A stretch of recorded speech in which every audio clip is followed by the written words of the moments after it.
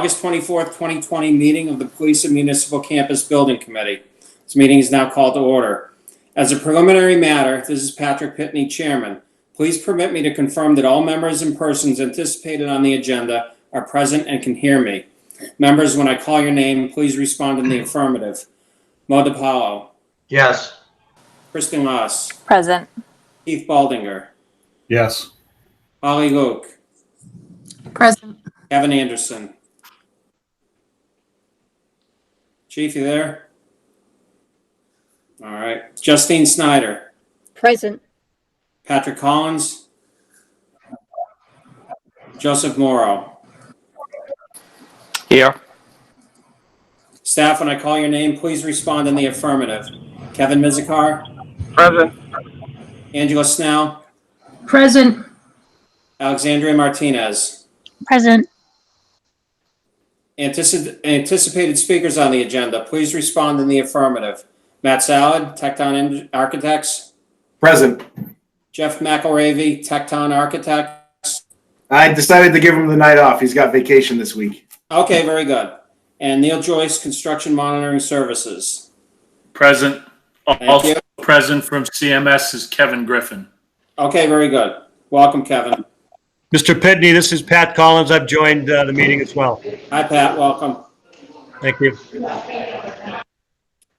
This open meeting of the Police and Municipal Campus Building Committee is being conducted remotely, consistent with Governor Baker's executive order of March 12, 2020, due to the current state of emergency in the Commonwealth due to the outbreak of the COVID-19 virus. In order to mitigate the transmission of the COVID-19 virus, we have been advised and directed by the Commonwealth to suspend public gatherings, and as such, the Governor's order suspends the requirement of the open meeting law to have all meetings in a publicly accessible physical location. Further, all members of public bodies are allowed and encouraged to participate remotely. The order, which you can find posted with agenda materials for this meeting, allows public bodies to meet entirely remotely so long as reasonable public access is afforded so that the public can follow along with the deliberations of the meeting. Ensuring public access does not ensure public participation unless such participation is required by law. This meeting will not feature public comment. For this meeting, the Police and Municipal Campus Building Committee is convening by Google Hangout as posted on the town's website, identifying how the public may join. Please note that this meeting is being recorded and that some attendees are participating by video conference. Accordingly, please be aware that other folks may be able to see you, and take care not to screen share your computer unless asked by the chairperson or the staff person. Anything that you broadcast may be captured by the recording. Meeting business ground rules. We are now turning to the first item on the agenda. Before we do so, permit me to cover some ground rules for effective and clear conduct of our business and to ensure accurate meeting minutes. I will introduce each board member or staff member who has the lead role for the particular item or guest speaker associated with the item on the agenda. After they conclude their remarks, the chair will go down the line of members first and then to staff members, inviting each by name to provide any comment or questions. I will then call upon the members to offer a motion and then for a second. Please hold until your name is called. Further, please remember to mute your phone or computer when you are not speaking. Remember that unless a document is being shared, your camera feed is triggered by your speaking or background noise. To mute and unmute your telephone, dial *6. Please remember to speak clearly and in a way that helps generate accurate minutes. For others in attendance that are expected to present, please hold until your name is called to present. Please remember to mute your phone or computer when you are not speaking. Remember that unless a document is being shared, your camera feed is triggered by your speaking or background noise. To mute and unmute your telephone, dial *6. Please remember to speak clearly and in a way that helps generate accurate minutes. After your presentation, members of the board will be given the opportunity to ask questions. For any response, please wait until the chair yields the floor to you and state your name before speaking. If members wish to engage in conversation with other members, please do so through the chair, taking care to identify yourself. Finally, each vote taken in this meeting will be conducted by roll call vote. And with that, we will turn to the agenda. Number one, we have the meetings from the meeting minutes from last week, August 17th. Any questions or comments? I joined in shortly after it began and I'm listed as absent. I don't know if that can be amended. Can we amend that? Yes, I can amend that. Okay. Thank you. Mr. Pitney, Yes. Kevin Anderson here. I didn't hear you call my name. I'm Oh, present. Chief, hi, welcome. Thank you. How are you? Good. How are you? Good, thank you. So we have an amendment to the meeting minutes. Do we have any other discussion around the meeting, the minutes? Right now, do we have a motion? I'll make a motion with the amendment that was requested. Okay. Second.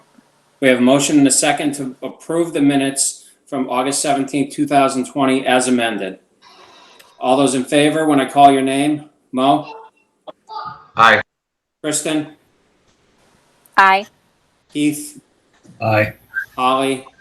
Aye. Kevin? Kevin Anderson, aye. Yes. Justine? Aye. Patrick? Aye. And Joe? I was not at the meeting, so I will abstain. Very good. So we have, and Patrick Pitney, aye. So we have 8 yes and 1 abstention. Thank you. And next on the agenda, we're going to review and act on the following bill and warrants. We have an invoice from Tecton Architects, $10,720. Any questions, comments, or concerns regarding this invoice? Mr. Pitney? Yes. So I just want to give some context to this, as this is the first time this committee has seen an invoice on the agenda. From here on out, the building committee will be reviewing and approving invoices for the project going forward. The town manager's office has already approved several invoices for Tecton services and other services, but from here on out, this will be a general regular occurrence on the agenda. I can tell you that CMS does review each invoice as it comes through, and we have a clean bill of health per se related to the services rendered on the invoice. Okay, very good. Thank you, Kristen. Any questions, comments, discussion regarding this invoice? There being none, do we have a motion to approve? So moved. We have a motion to Second. We have a motion and a second to approve $10,720, the invoice for Tecton Architects. When I call your name, please vote. Mo DiPaolo, Aye. Kristen Lass, Aye. Keith Baldinger, Aye. Holly Luke, Aye. Kevin Anderson, Aye. Justine Snyder, Aye. Patrick Collins, Aye. Joseph Morrow, Aye. and myself, aye. All right, very good. And now we are on to the, thank you, everybody. We are on to the cost estimate for the police station. Everybody has that document with them? Very good. Neil, do you want to, can you review this, or I'm not sure, Neil or Kevin, who would be reviewing this document? I'll go through this. Okay, thank you. And then Neil and Kevin, you can chime in with additional comment. I'm going to share my screen. I do have one other order of business to go through before we get to the budget. Once my screen comes up. Okay. So we're just gonna cover 2 items. The first being just some conceptual massing studies that Jeff has put together over the past week on the town hall edition for the second floor massing, and then we'll get into the budget for the police station project. One thing to note on the massing is because of conceptually we're looking at spanning over the existing structure. There's a floor height difference between the new addition floor level and the existing second story portion of the town hall. So it's about 3.5 feet taller because of the depth of the structure that we're going to anticipate going over the existing. So because of that, our floor plates aren't going to align. We talked about that briefly the last time we were reviewing the floor plans, but now that we've studied it a little bit further, the elevation has grown a bit higher than it was initially assumed to be. So I'll go through that as we go through the massings. This first view, this is just a straight on elevation of the front of Town Hall, and really what to point out with this is that if you recall from the early floor plan conceptual design that we had shown, there was a second floor lobby and stair tower that we had to add to the back of the building. So this is just showing that there's going to be a little bit of that mass that's going to peek out beyond the western leading edge of the two-story portion of the existing Town Hall. It would actually be, in reality, because we'd be down at ground level and this is set back behind the front of the building, it would actually be a little bit less dramatic than what we're showing here, but it's just to show you that it does stick out a little bit. And then as we rotate around the building, you can see a little bit more of how that mass extends out. We tried to keep a lot of the roof articulation the same as it is in the rest of the building. But because of that floor elevation change, the eave height is raised above the existing because we need that head clearance. So as you come around the west elevation, this is sort of what we would envision it looking like. Same window articulation as the rest of the building, so we try to match the existing window so there'd be some continuity as well as the brick. This expression here would be that stair tower, second floor lobby. So this would sort of connect the two floors throughout the building. And then as we sweep around to the side, we carried some pilaster elements down at the ground floor to break up the horizontality of the mass. And then again, you can see how this sort of floor line that's expressed here comes up above by a few feet what would be the line of the structure below for the lower level. And that's because, again, to provide as little disruption below as possible and not modify the structure and not have a lot of penetrations through the building, we're going to be building a structure outside of the existing footprint and then spanning clear across the entire building. So that way we're not punching through the slab in multiple locations and causing a lot of demolition and work within the existing building. So because of that, raising up and spanning over, and the length of that span, we're anticipating a 3 to 3.5 foot depth for all of that steel. So that's what sort of dictates the elevation and height of this addition. And then this is around sort of the drive leading towards the COA on the east elevation of the building.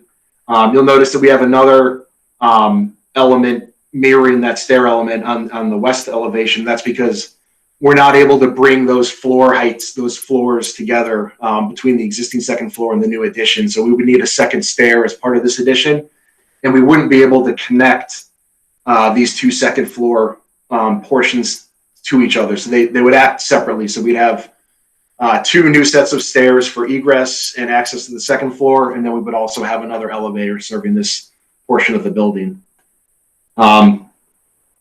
If this massing is viewed as favorable by the committee, we want to pursue it a little bit further for the next committee meeting.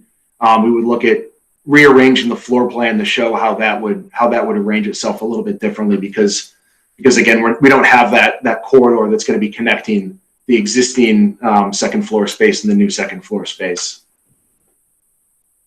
And we can open it up to any comments or questions at the end of the presentation.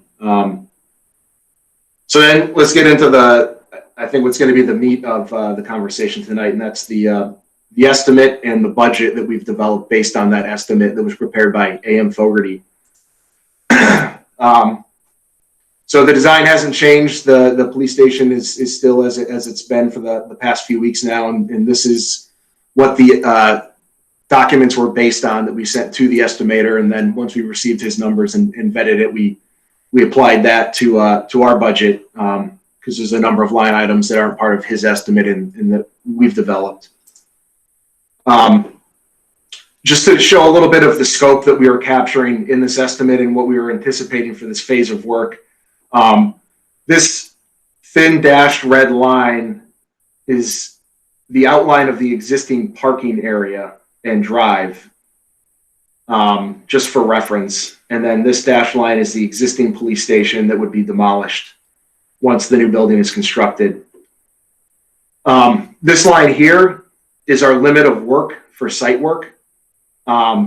So we did look at pricing sort of the entire campus package, and it was quite a bit more money to pursue doing the entire site in one fell swoop. So our limit of work is defined to sort of this bank of parking, and then what would pretty much be milling and overlaying the existing drive. And then from there to the west would be all new construction. So it would be demolishing the existing paving, redoing the stormwater and things like that, and then constructing the new station and its parking. So some of you have some experience with building committees and construction projects. Some of you are a little less familiar, so I just wanted to briefly touch on what you're going to see in the project costs and what those lines mean. So in this project cost development, we have sort of three main categories. The first one is what's considered the hard costs. So this is what it takes to actually build the building. This is the demolition of the existing facility, construction of the new facility, contractors, costs, overhead and profit, their insurance bonds, the escalation, which is the amount in which construction cost is anticipated to increase over time. We escalate to what would be the assumed midpoint of construction, and that gives us a little bit of leeway because we're not able to anticipate perfectly what the market is going to be doing 18 months from now. So that's a factor that's applied to the base numbers and allows us to take today's budget and then apply it to when we're going to start construction based on current market indices and what we're seeing out there. And then we also have contingencies. So there's two different contingency lines attributed to the hard costs. One is going to be the owner's contingency that's going to be carried as things that come up during construction. So that's after construction. And then there's going to be the design contingency. And that's because at this early stage of the design, there's a lot of unknowns that are going to be developed as we go through the design development and construction document phase of the project. And so that's sort of a number that we hold that would be applied to things that are going to be developed down the road and are going to be anticipated costs that we haven't defined yet. From there, the second group of items that you're going to see are what are considered the soft costs. These are the fees for my team, for the OPM, legal fees that you're going to have going forward, testing, commissioning of soils, systems, things like that during construction and during design. FF&E, which is furniture, fixtures, and equipment that are going to be inside the facility. Associated moving costs, if there are any. Sometimes that's handled internally and there really aren't any costs associated with that. Utility back charges for new services. Associated bidding costs, printing, hiring a print house that'll manage a lot of the distribution of the bid documents. And then there's also a design contingency for that as well for other services that aren't captured in this scope that may be required as we go through the design process. And then the last piece of it that's unique to this project is there will be a simultaneously occurring radio infrastructure upgrade project throughout the town. And we're carrying a number for that that's been established by town administration as a number that'll be going forward. It won't be directly related to the police station project itself, but it will be part of the appropriation. So we're carrying it as part of this project cost estimate. So these are the hard costs that we had developed with the estimator. There's a number of different lines here. The big takeaways are basically up until the construction contingency, the $27,500,000 number is what we would anticipate the construction number for the facility to be. So if we break these down, the building is approximately 44,276 square feet.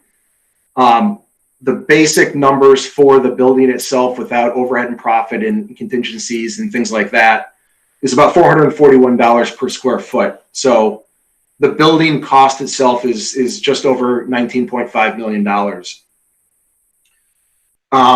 Because there was a heavy desire to pursue this as a CM at risk process, and I had discussed last time we met that there was a premium associated with that.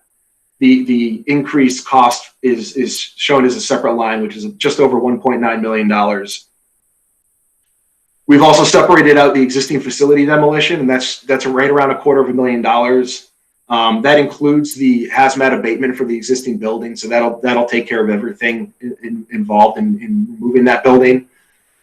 This is sort of a rough number because we still need to do some hazardous material testing that we're not able to do at the moment because of COVID-19 and us not being able to get into the building and really perform that work safely at the moment. There's a parking canopy that's included in the construction number, so that's not a separate line. So general conditions, that's basically the cost for the contractor to do the work. That's about 6.5% of the numbers shown above. So that are the construction numbers. So that's 1.2 million. They have their overhead and profit, which is just over 800,000. The next two lines are their insurance and bonding costs. And then we can carry 10% at this time for design contingency as we develop more detail in the project and have more detailed estimates through the different phases of design. You'll start to see the design contingency number go down as all of those different items get more accurately depicted and more accurately estimated. So that's just something that we need to carry because things are going to change as we go through this design process. Escalation, we're carrying at 3.5% per year right now. So we're seeing that number start to flatten out. About a year and a half ago, we were looking at more in the 6 to 7% range. So that's a good thing based on the current market conditions. So if this was a year and a half or 2 years ago, we'd see this escalation number of 859,000 be almost double what it is now. So that's a good thing. And that comes out to a subtotal for the construction project at $27.5 million. So that's what we would anticipate seeing at bid day for the project and what you would see on a requisition for the contractor. And then we carry 10% construction contingency. Now that number is going to vary a little bit as we develop the CM at risk number, because there'll be the CM at risk contingency and then there'll be the owner's contingency, which are going to be separate. So that'll be broken out differently as we go through the next phases. And 10% is a high number. We would probably recommend when we get closer to the actual number that we would see 5% would be a more typical construction contingency to carry. These are the soft costs that we had discussed. So here you have the design fees. This includes this is basically the additional fee that would be for the design team after the study portion is completed. We carry a number in here for furniture and loose equipment. A lot of these numbers are based on percentages of the construction cost. They're general cost per square foot that are fairly typical on police station projects. We have hygienist fees, so that'll be associated with the demolition of the existing building because there's going to be hazardous material abatement associated with that. We also have the clerk of the work and OPM fees, which is a percentage of the construction cost. Additional survey and borings beyond which are carried as part of the study. So we did have geotechnical analysis done early on. So we may not need to use all of that. We may need to use a portion of that money. We also have a line in here for geotechnical construction oversight. There are historically challenging soils in this part of Massachusetts. And so we would anticipate that there may be some soil that can't be used for bearing of the footings and foundations that would be uncovered during construction. And because of that, we may need geotechnical assistance during construction to advise on what material may remain and what material may need to be removed and replaced. We also have a line in here for HVAC commissioning. So what this is a separate engineering firm or a separate commissioning agent from my engineers would come on to the project early on at the midpoint of design. They'd be a separate sort of third party oversight for the MEPs, for the mechanical system for the owner. And they'd also provide a separate construction administration oversight and testing of that system during construction. It's used much more often than it has been in the past, and it really ensures that you're getting an accurately performing system on the first day you occupy the building, rather than spending about a year of sort of figuring the system out, and it really puts it through its stress points to make sure that everything is functioning as efficiently as it was designed and intended to. We do have some money in here for relocation costs if they're needed. Aside from the radio communications budget that's established further down the line, we do have an internal communications equipment.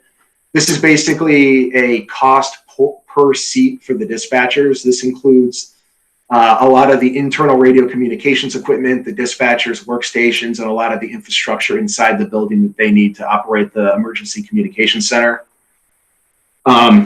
We also have different funds in here for AV specific to each conference room. We have some a line in here for bidding and advertising expenses that are going to be related to the actual bidding of the project. We have $75,000 in here for utility back charges, which is going to be for installing new services, poles, new overhead and underground lines and services and things like that. Since it's a town-owned property, we're not carrying any money for site acquisition costs. $25,000 are carried in here for bonding and legal fees. And then again, we have another project development contingency for other fees that we haven't captured yet in this budget that may need to be established as we get further into the project. And then finally, we also have down here communications equipment external. So this is going to be the radio infrastructure upgrade project that's going to be going on throughout the town. And that's carried as an estimate of $5 million for radio infrastructure upgrades townwide, not simply related to this project, but part of this appropriation. So when you carry the subtotals of the hard costs and the soft costs, you come to a police station project budget of $36,914,562. And then you add the $5 million allowance for the communications equipment outside of the police station project, and we have a total project cost of $41,914,562. And again, that's two separate projects, but carried as part of the same appropriation.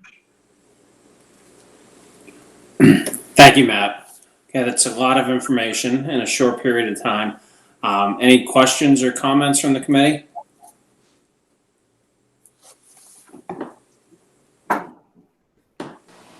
Pat, Joe? Go ahead, Joe. No, go ahead, Joe. Just on the external communications equipment, can somebody just give us a brief overview of what that entails? And my only question with that would be if it's a general overall communications upgrade, partially related but not completely related to the building, is that allowed to be done through the bonding, or is there another bond that's going to be done for other communications? Kristen, could you comment on that? Kristen Lass? Yes, I can do my best, and I know Kevin's on the phone if I Thank you. misstep. So the radio project is for the entire town, police, fire, Selco, DPW wide. And our understanding at this point is that it can be bonded together. We are currently working with police and fire on a feasibility study on the best locations for the towers, if we need to upgrade towers and whatnot. There's internal communications going on related to that. Related to this specific site, there will be some lower height towers with radios. Chief Anderson may be able to speak better than I can. They have other municipalities' radio systems linked for assistance as well. So that is what I do know. I don't know if either of the Kevins want to chime in if I misspoke or they have any other additions. Chief Anderson here. Go ahead, Chief. So I'll describe best I can as well. Again, I'm not a radio expert, but what it's going to be is we currently use a VHF band. In order to have less interference and better connectivity, we need to upgrade to a UHF. And UHF is essentially all locked up. So we need to go to a 700 or 800 megahertz. So we're going to have what they call a trunked system. Joe, I'm not sure if you're familiar with that from Southborough, but what it is it's a simulcast system with 3-site simulcast system throughout the town. And basically what this new system will do, it'll actually be able to recognize the radio that it's receiving and able to recognize where that transmission should be going. So right now the band we're on is low and we have a lot of interference, and there's a lot of spots in town that you just can't really even hear anyone trying to communicate to dispatch, which makes for a public safety issue. So that's the kind of the Cliff Notes version of what we need to go to. We're also going to have a couple 260-foot towers that are going to be, it's going to be behind the station, but it's going to be anchored to the system. To the station on 2 4x4 cement platforms. And those are going to have approximately 8 connectors to other jurisdictions. So we'll be able to talk to Boylston directly, Northborough directly, Grafton directly, UMass directly. So local police departments that are within our region. And that's the basic concept of it. If you have any questions, feel free. I'll try to answer best I can.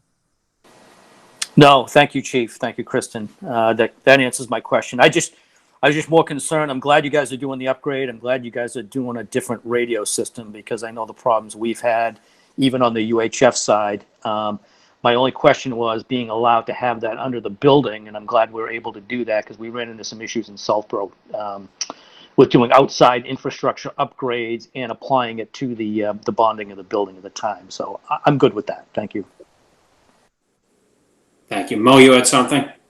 Yes, Pat, thanks. I guess it's for Kevin or Kristen.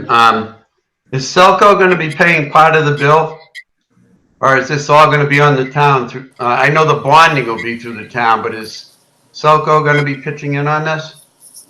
So our current conversations is that we would be determining what departments have what percentages, so what equipment is needed, and we would request of Selco that their portion of the payment, yes.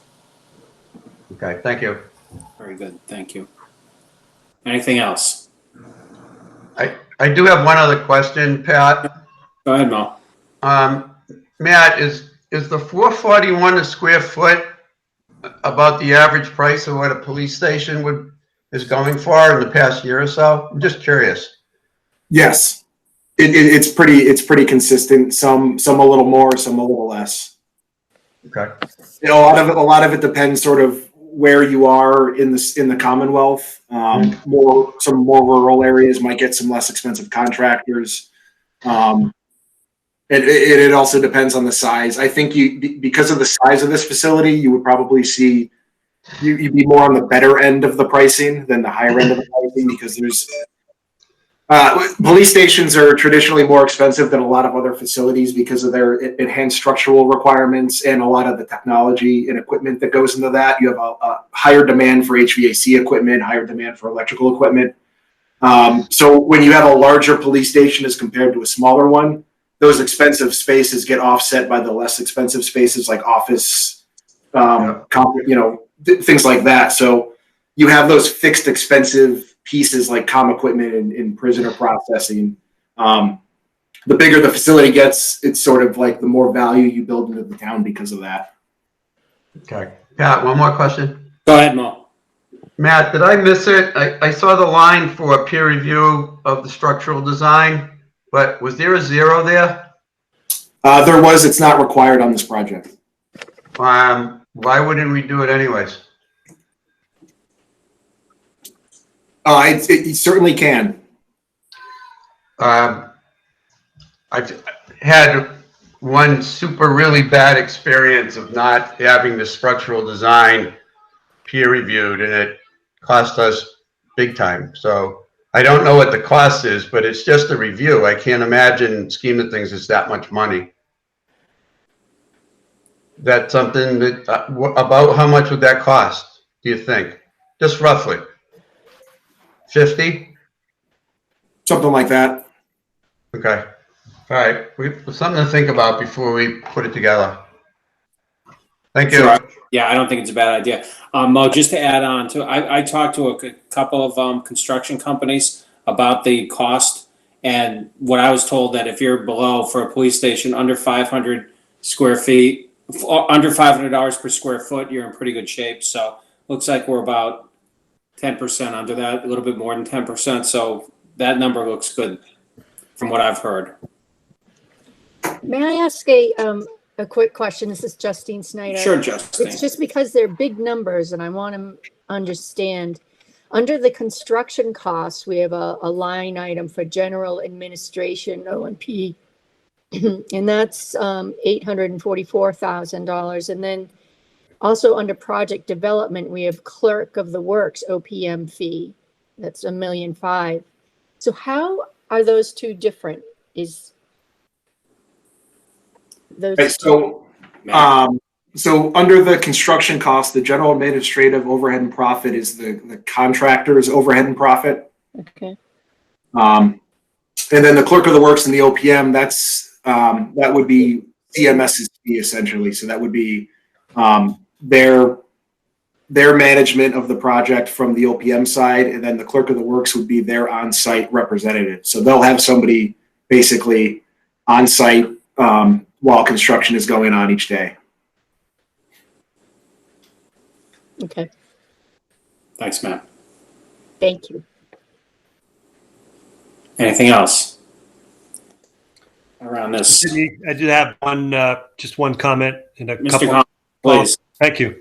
I just wanted to say I thought the presentation was really well done, answered a lot of my questions already. I guess just a couple of ones that, first a comment. It seems to me that the numbers that we're seeing, based upon what you were talking about, Matt, with respect to the various buckets of contingency, that overall, that should we expect that this is likely to be the highest number that we're going to see overall for the project, and that it would, over time, as things are refined, generally go down? That's one question. The second question is, in respect to what other people are asking around the so-called comps, if you will, I think it's important if we could have a little bit more specifics. I'm not sure if this comes from a project management company or a cost estimator, some specifics around other comparative costs for per square foot, just so that we have that to present to the public, if you will. I think would be beneficial, as opposed to just talking about it anecdotally. I think it would be very helpful in terms of getting support. And then finally, more technical question is around the radio system that we were talking about.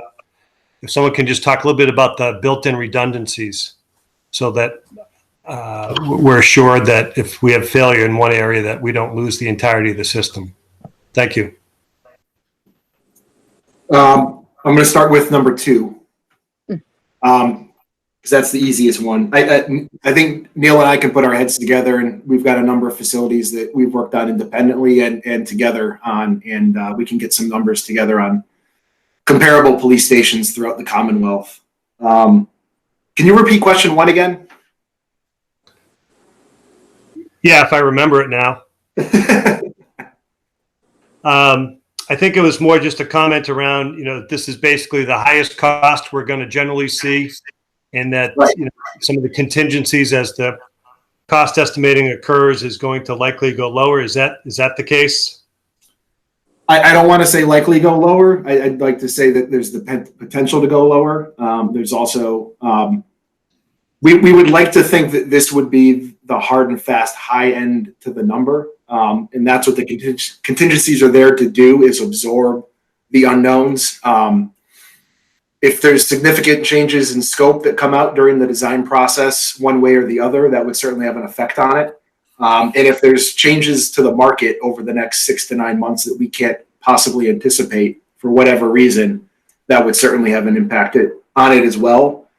What I would prefer to see on bid day is certainly lower than this number. And if the number I give you as the cost estimate that we go for funding on is the number we get on bid day, then we're going to have a struggle through construction. So we would anticipate that we would be getting bid numbers below. And the idea is that the number that the estimator gives us is sort of the middle of the range of what we would anticipate for numbers to be received on bid day. So if we were to get 15 numbers from general contractors or whatever the number is that the CM is developing, if we're going 149A, we would anticipate that the number that is awarded would be lower than what we're presenting.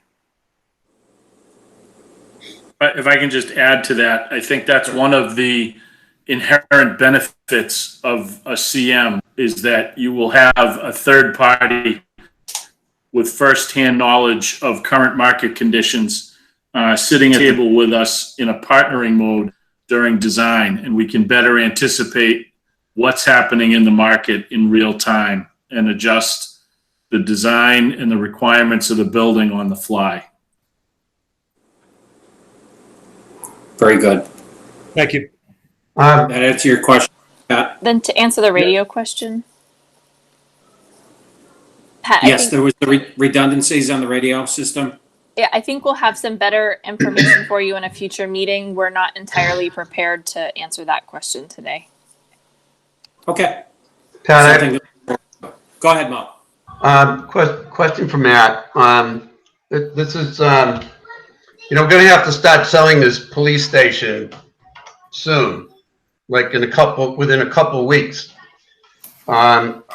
Is this number a safe number to use the people want to know what it's going to cost? I mean, is this ready to go public, or where are we with it?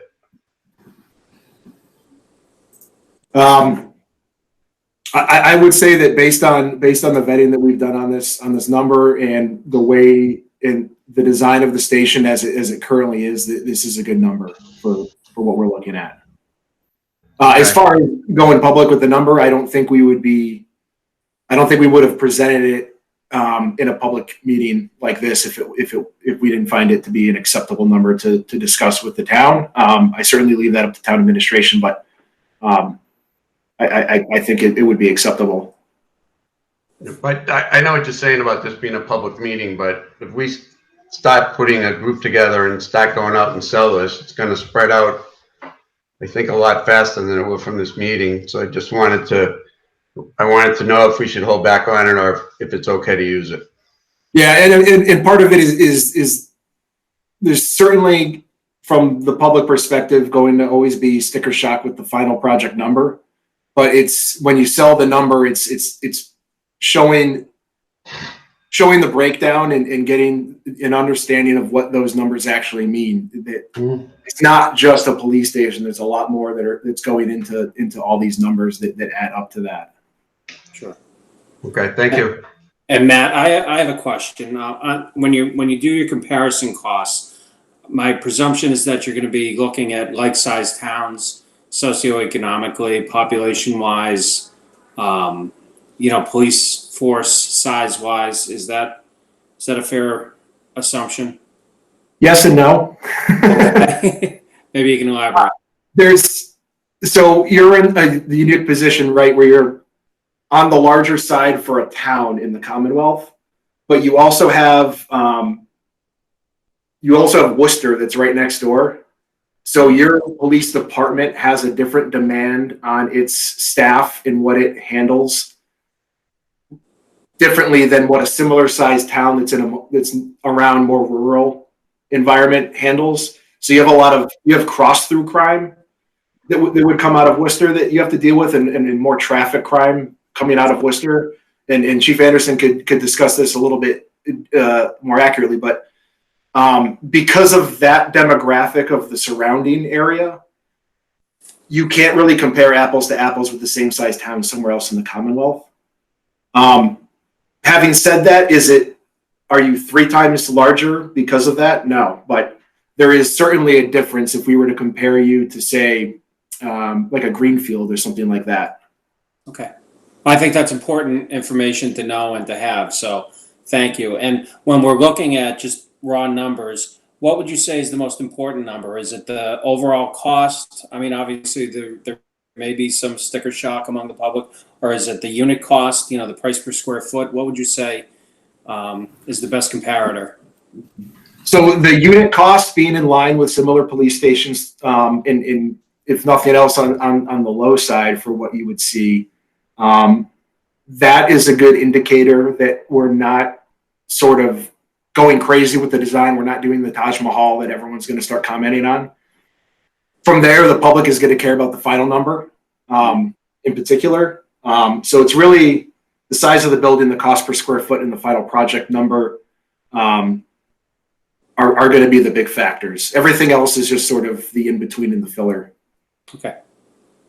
All right, thank you. Mr. Pitney, if I may. Yes. The other thing that I think should be considered is the sample size of public safety buildings that have been done utilizing CM at risk is very limited.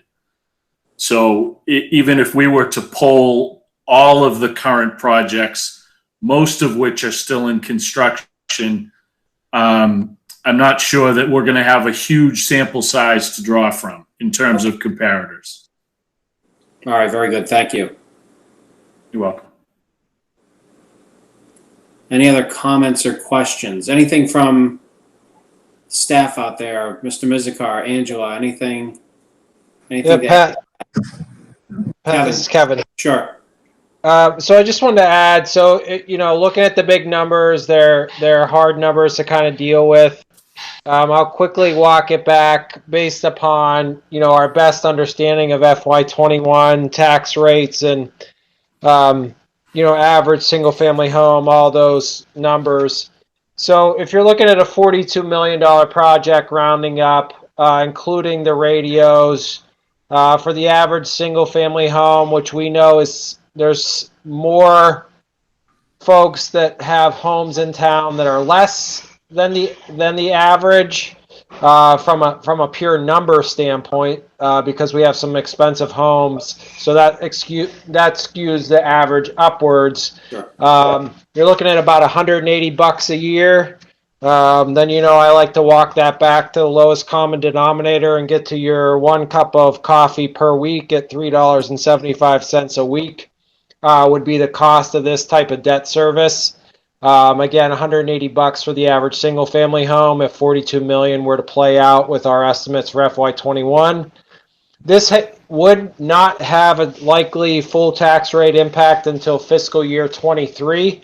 So really 2 full years in advance. If we're going to start some serious construction a year from now, borrowing the main bulk of the construction funds after July 1 of 2021, that pushes your full tax burden out to July of 2022 and into fiscal year 23. So certainly big numbers. I'm not trying to obscure those, but with a large population of community and $6.5 billion in total land value, it gets spread out and becomes a more reasonable number to understand and deal with if you look at it that way.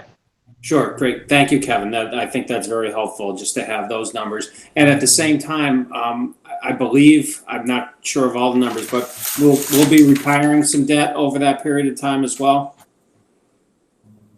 Yeah, that's right. I mean, between now and 2023, you're looking at losing, I think the last time I looked, somewhere around $500,000 in total annual debt service. Now, a project like this is going to add about 2.4.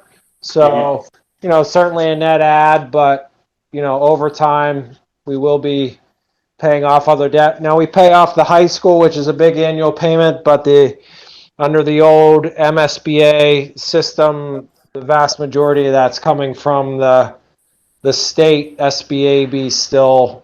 So that's a lesser impact on the tax rate, only about $260,000. Okay. All right. I think it would be a nice number when we can get that, what the impact, what the anticipated tax rate impact is, in terms of Yep. dollars and cents. Definitely. Yeah. Okay. Very good. Any other questions? I think I think it would help moving forward as we're talking about this big number and what the bottom line cost is to the average homeowner in town versus what they're going to get for that rate. Mr. Pitney, if I could just make one last comment. Sure. I'm not sure if our project team has any historical data, but I do want to just add that there's a cost to waiting as well. And the escalation that's built in right now is at 3.5%. I know it's come down a bit, but this whole notion of can we wait, so to speak, and push it off, generally just causes projects to cost more later.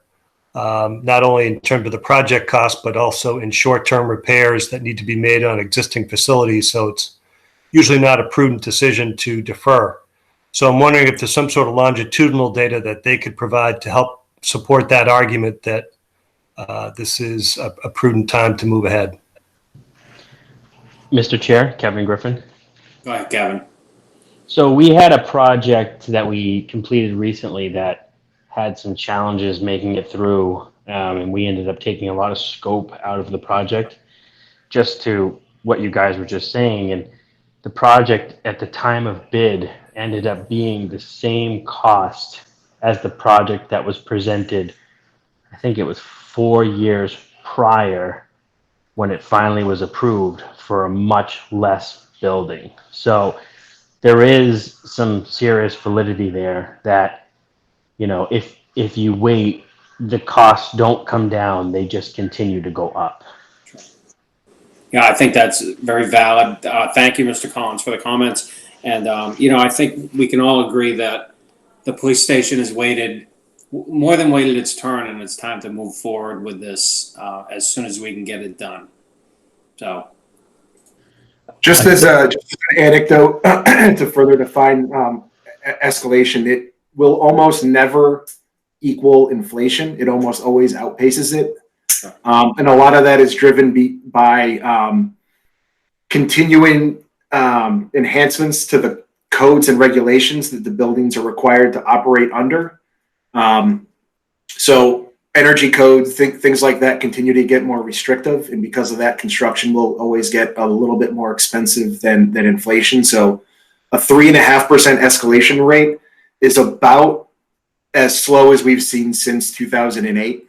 It's doubled and sometimes a little bit more than that, outpaced that number in recent years. So that will probably fluctuate back up as the economy recovers. Okay, it's important. It's an important point, I think, because that's about the time we were putting together the Sherwood project, and I know we realized significant savings there.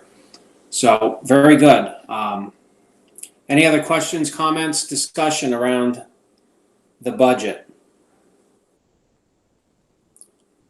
There being none. Kristen, what's our step here? Do we need to take a vote on this initial budget, or?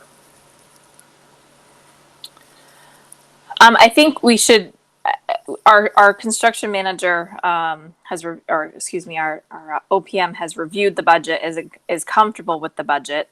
I think in this stage it's still evolving and flowing. So again, this is what we're seeing as a high range right now, and will be further vetted if and when we can get the funding to move forward with the design schematic and moving forward. So I think it may be prudent for the committee to say that they have reviewed the budget and are in general agreement with the budget. Very good. No action or vote is required then at this time. My understanding is not at this time. Okay, very good. Very good. Thank you. All right, well, I think it, we'll look forward to seeing the numbers evolve, and hopefully they'll evolve in the proper direction. I'm sure they will. So why don't we, if there's nothing else, we could probably go back to our discussion, Matt. You had mentioned the town hall. Is there any conversation around that at this point? Pat, Yes. I do have one question for Matt. Yeah. Matt, I just want to be clear. Are you saying there's going to be no transition in that addition on the town hall to hit the second floor on the existing town hall? Not even a staircase to come down to 3 feet? As it's designed, that's correct. It's slightly more than 3 feet because we'd also have to step down. I'd have to study it a little bit further, but yeah, we could.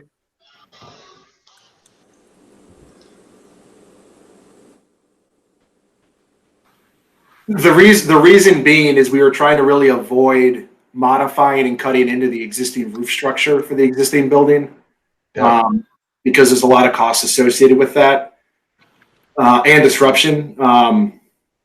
We could certainly look at studying it, some sort of cross dormer or something like that would sort of come across from the addition into the existing roof structure that would come down. It is possible, but yeah. Is this, just to refresh my memory, is this going to be almost all the school department up there? Are there going to be other town or parts of other town departments in that? It's the new addition portion is all the school department. Okay. That makes it a little easier. I thought at one point we were talking part of it had some rooms for engineering or meeting room or something, but I could be wrong. We had a couple of overlapping conference rooms that both could take advantage of. Yeah. We can accommodate that elsewhere. Okay, thank you. Anything else? What's the general feeling from what we saw from Matt today? I mean, I like the look of it. I like the front look where it's not jutting out significantly. It's not significantly higher. It seems to fit the character of town hall. Just from my initial look at it. Any other comments or comments on that? Mr. Chairman, if I may. Sure. So I'm going to be, so for me, looking at that, I honestly don't like the way it mates up to the front of the building. I think if we didn't have the 3.5 feet difference, it would certainly make a difference. I'd like to see that rear roof tie into the front roof, or maybe that rear roof being a flat roof would be better. I'm not sure, but my opinion, I don't really care for the look of it. Okay. I just think it's a massive. It looks too massive for a town hall to me. But okay. Well, no, we certainly want feedback on that.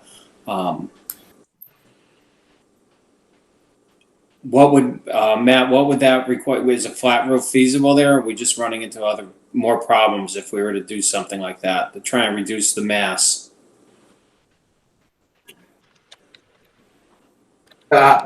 The short answer is a flat roof is feasible, but let me circle back and give it another look and see what else we can do. Okay, fair enough.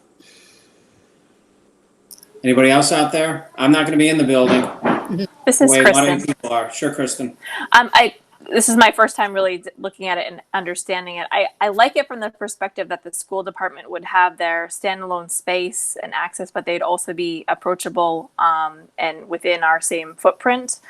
So from that perspective, I think it looks nice, and I do like that from the roadway Maple Avenue, it's not as much of an impact. I also don't think that we own the land behind, so it's not going to be an impact to the rear as well related to height differential.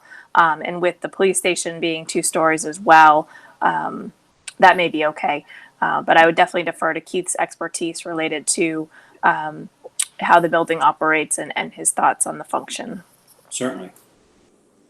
Thank you, Kristen. Anybody else out there? You got a quiet group, Pat. I do. I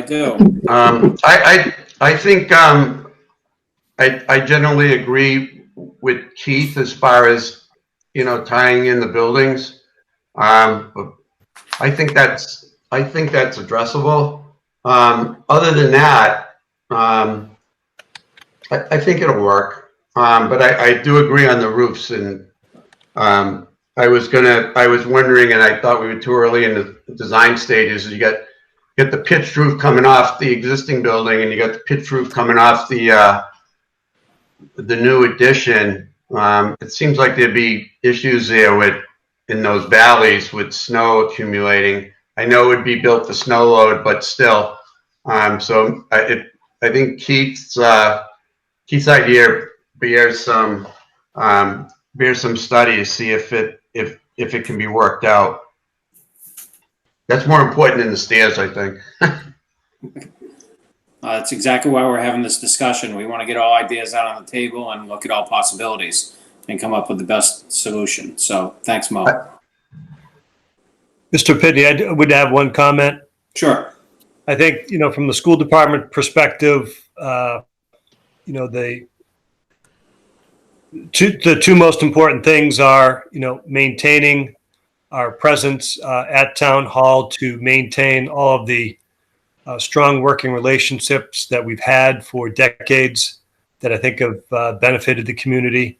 And then secondly, just having adequate space to do that. So the amount of square footage, whether it's the second floor or adjacent to kind of the original model, in some respects to me personally is somewhat immaterial.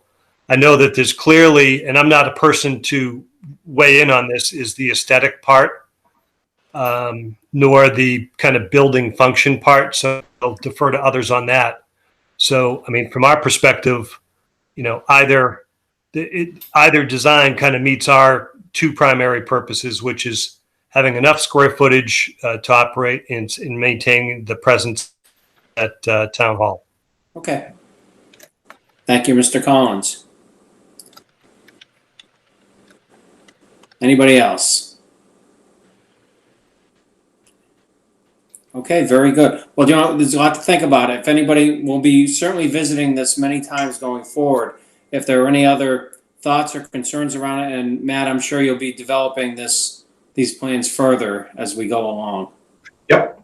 All right, excellent. So why don't we leave it at that so people can kind of absorb it, look at the presentations, and come up with more ideas, questions, things like that. What are we looking at for our next meeting date? We can meet again next week if you like,